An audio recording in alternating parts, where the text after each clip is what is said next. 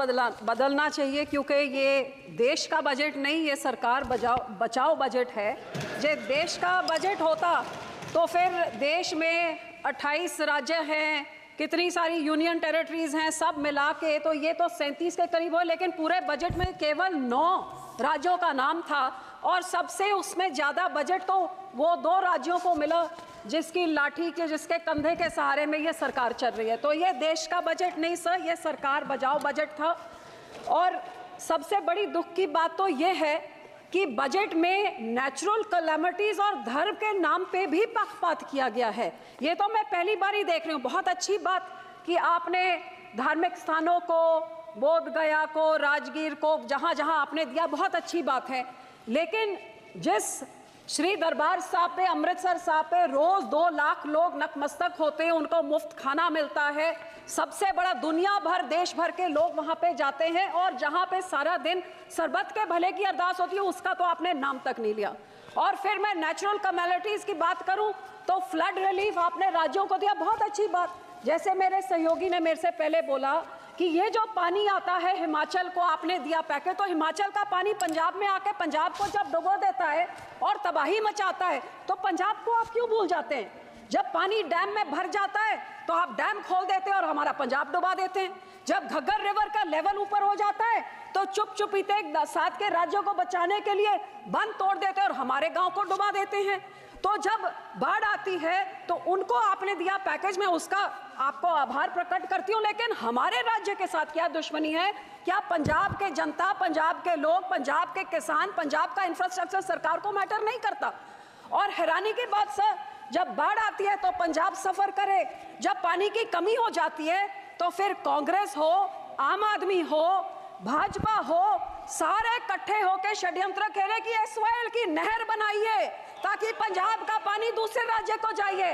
तो जब पानी कम होता है तब तो हमारा पानी चुराना चाहते हैं, जब पानी उनमें ज्यादा हो जाता है तो पंजाब को फ्लड कर देते हैं। और सर, आपको मैं ये भी बताना चाहती हूँ, तकरीबन 70 साल पहले इस सरकार ने, कांग्रेस सरकार ने रिपेरियन प्रिंसिपल्स के खिलाफ हमारा पानी राजस्थान को दे दिया और कहते थे 1 साल में उस पानी का कॉस्ट क्या होगा आपको डिसाइड करके मिले। 70 साल से आज तक डिसीजन नहीं हुए। तो जो पानी हमारा दूसरे राज्य को रिपेरियन प्रिंसिपल के अगेंस्ट जा रहा है, या उसको बंद किया जाए या हमें उसका पैसा दिया जाए, ये मैं आपसे आज मांग करती हूँ। सर, दूसरा मैं ये भी आपसे मांग करती हूँ कि सेंट्रल ग्राउंड वाटर जो कह रहा है कि पंजाब के सारे ब्लॉक्स क्रिटिकल हो गए हैं, हमारे ट्यूब, हमारे वेल्स में पानी नीचे जा रहा है।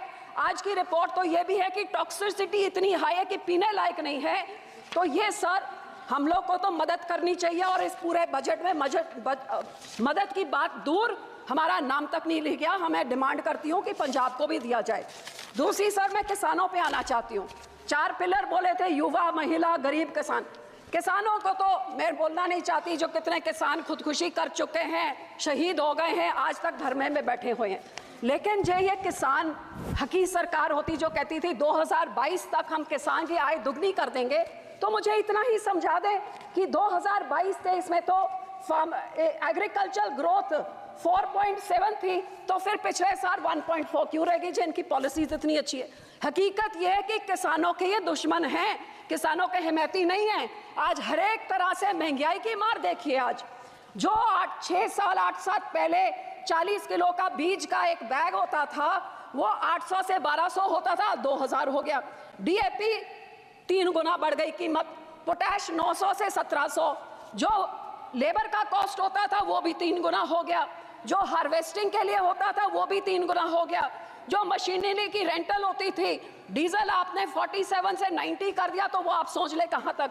सो जहां किसान को रिलीफ देनी थी, उसमें रिलीफ क्या दी? मनरेगा में 0 इंक्रीज। लोग सोचते थे आप बढ़ाएंगे, अमाउंट बढ़ाएंगे, दिन बढ़ाएंगे, 0।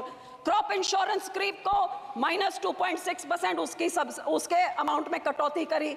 यूरिया सब्सिडी में -7.4 की कटौती, न्यूट्रिएंट बेस्ड सब्सिडी में -25% कटौती, गरीब कल्याण योजना का बजट 3.3% घटा दिया, किसान सम्मान निधि का 10% घटा दिया। 18 से 22 तक जितने फार्मर्स कवर्ड अंडर फसल बीमा योजना या सबका 8-9% उनका कट गया। और पंजाब की जब मैं बात करूं तो पंजाब की बेनिफिशियरी जो पीएम किसान निधि में थे और आवास योजना 2018 से घटते ही जा रहे हैं सर।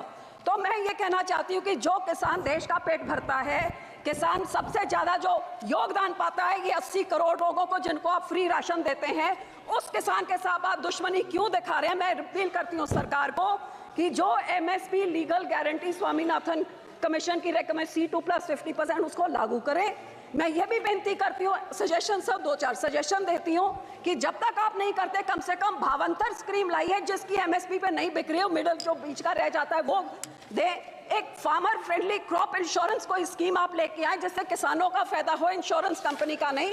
और जो किसान के जो इम्प्लीमेंट्स हैं इन पे आप जीएसटी को खत्म करिए ताकि किसानों का कुछ फायदा हो, उनकी फल सब्जियां बचे, जिससे किसान की महंगाई, मानसून आ रहा है, टमाटर के रेट कहां चले जाएंगे। जी आप इम्प्लीमेंट्स में जीरो करें तो बहुत कुछ फायदा हो जाएगा। सर आखिर में पंजाब की इंडस्ट्री 7 की स्टेटों को टैक्स इंसेंटिव्स देके तबाह कर दिया, हमारी इंडस्ट्री भाग गई है।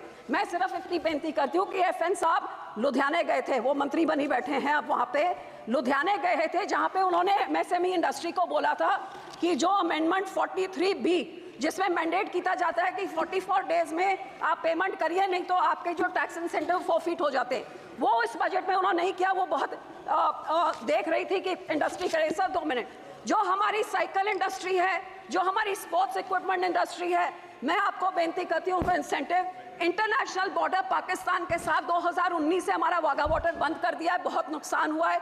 ये बॉर्डर खोला जाए और हमारे राज्य को कोई टैक्स इंसेंटिव्स दिए जाए, साइकिल इंडस्ट्री को, स्पोर्ट इंडस्ट्री को बॉर्डर खोल के, ताकि हमारे इधर का व्यापार बढ़े और नौकरियां भी बढ़े। आखिर में सर मैं सिर्फ आपको यही कहना चाहूंगी, ये कांग्रेस पार्टी और आम आदमी पार्टी ने 10 सालों में पंजाब के खजाने को लूट के तबाह कर दिया है। हमारा यहाँ पे इतना ज्यादा करोड़ 3.4 लाख करोड़ का कर्जा एक छोटे से राज्य पे चढ़ गया।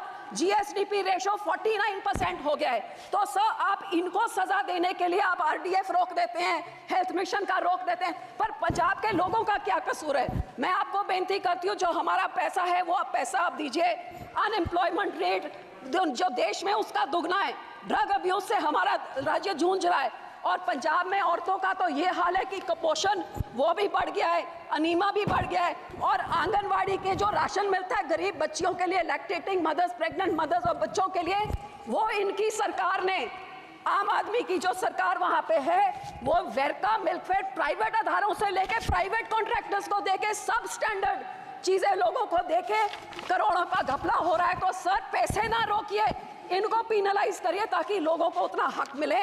और सर आखिर में मैं यही कहूंगी कि सबसे highest population 32% SC population Punjab में है सर। सबसे बड़ा ग्रैनरी को योगदान पंजाब देता है। फ्रीडम स्ट्रगल में सबसे बड़ा योगदान हमने दिया।